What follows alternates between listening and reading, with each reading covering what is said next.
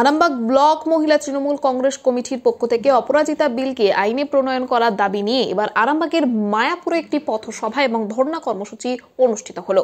এই কর্মসূচি থেকে একটি দাবি তোলা হয় যে অবিলম্বে মুখ্যমন্ত্রী মমতা বন্দ্যোপাধ্যায় দ্বারা প্রস্তাবিত মহিলা ও শিশুদের সুরক্ষা সংক্রান্ত যে অপরাজিতা বিল তাকে আইনে রূপান্তরিত করার দাবি জানানো হয়। এই নিয়ে ইতিমধ্যে আমরা দেখেছি রাজ্যের বিভিন্ন এলাকায় বিভিন্ন মহামিছিল এবং নানান ধরনের কর্মসূচি করা হচ্ছে। এই দিন এই কর্মসূচিতে উপস্থিত ছিলেন আরামবাগের সাংসদ মিতালি বাগ, আরামবাগ সাংগঠনিক জেলার চেয়ারম্যান স্বপন নন্দী মহাশয় সহ তৃণমূলের কর্মকর্তা এবং সাধারণ মানুষজন। এই বিষয়ে কি জানাচ্ছেন আরামবাগের সাংসদ মিতালি বাগ সহ অন্যান্যরা, দেখুন বিস্তারিত 24 আওয়ার্স আরামবাগের রিপোর্ট।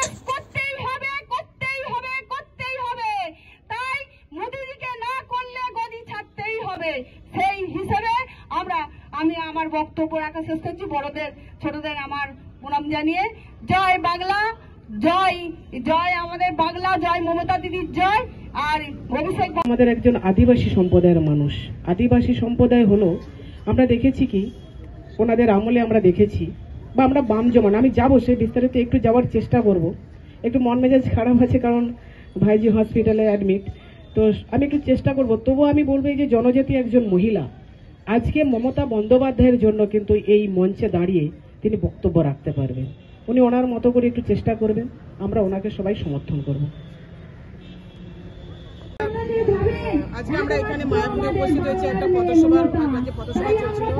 আপনারা সকলেই জানেন যে মাননীয় মুখ্যমন্ত্রী মমতা বন্দ্যোপাধ্যায় আমাদের জননেত্রীর যে নির্দেশ, যে অপরাজিতা বিল, মহিলা এবং শিশু সুরক্ষার যে আইন অপরাজিতা বিল, সে আইন প্রণয়নের দাবিতে আজকে আমাদের বিভিন্ন দিকে চলছে, মিছিল চলছে, পথসভা চলছে।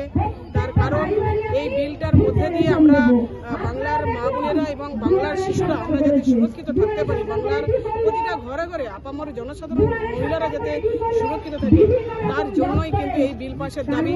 এই আপনারা প্রত্যেকে জানেন যে রাজ্যপাল বা রাষ্ট্রপতি কোন রকম ভাবে এই বিলটার জন্য মানে নির্লিপ্ত অবস্থায় রয়েছেন, তাদের কাছ থেকে কোনো একটা ফিডব্যাক আমরা কোনো সাড়া পাচ্ছি না।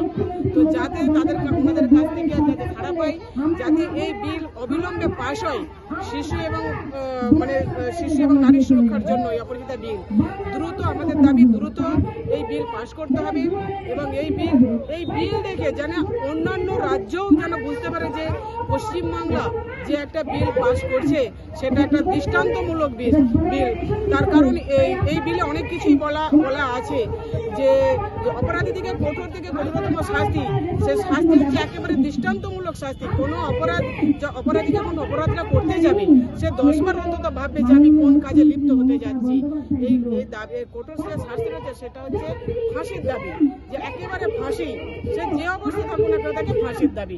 তো আমরা যাতে খুব দ্রুত এই বিল পাস হয়, তার জন্যই আজকে আমাদের দিকে দিকে মিছিল, তার জন্যই আমাদের পথসভা স্ট্রিট কর্নার। যতদিন না বিল পাস হচ্ছে ততদিন কিন্তু আমরা মহিলারা আমরা এই আন্দোলন কিন্তু চালিয়ে যাব। সন্তানের পরে মন বসছে না, প্রচুর পরিশ্রম করেও আপনি আশানুরূপ পারিশ্রমিক পাচ্ছেন না, যার ফলে আর্থিক সংকট আপনার জীবনে দুঃখ এবং চাপের ছায়া ফেলেছে। দিনার ভারে জর্জরিত স্বামী স্ত্রীর মধ্যে প্রতিনিয়ত ভুল বোঝাবুঝি বেড়েই চলেছে। নতুন বাড়ি কিনেছেন কিন্তু সেই স্বপ্নের বাড়িটা যেন আরো দুর্ভোগ নিয়ে এসছে আপনার জীবনে। আপনি ভাবছেন সস্তায় পাওয়া বাড়িটা নেওয়াটাই কি সঠিক সিদ্ধান্ত ছিল?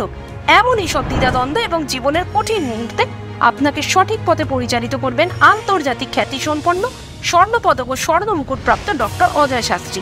তিনি শুধু আপনাকে পথই দেখাবেন না, আপনার জীবনে সত্যিকারের সুখ, শান্তি, ঐশ্বর্য, অর্থ যেন সঠিক সময় আপনার কাছে পৌঁছে দেয় সেই দায়িত্বও নেবেন। তাঁর অভিজ্ঞতা এবং জ্ঞানের আলোতে আপনার জীবন হয়ে উঠতে পারে নিরুদ্বেগ ও সমৃদ্ধির পথে ধাবমান। তাই আর দেরি নয়, স্ক্রিনে দেওয়া নাম্বারে এখনই ফোন করে ডক্টর অজয় শাস্ত্রীর সাথে যোগাযোগ করুন। কে জানেন, হয়তো একটিমাত্র ফোনই আপনার জীবনকে বদলে দিতে পারে।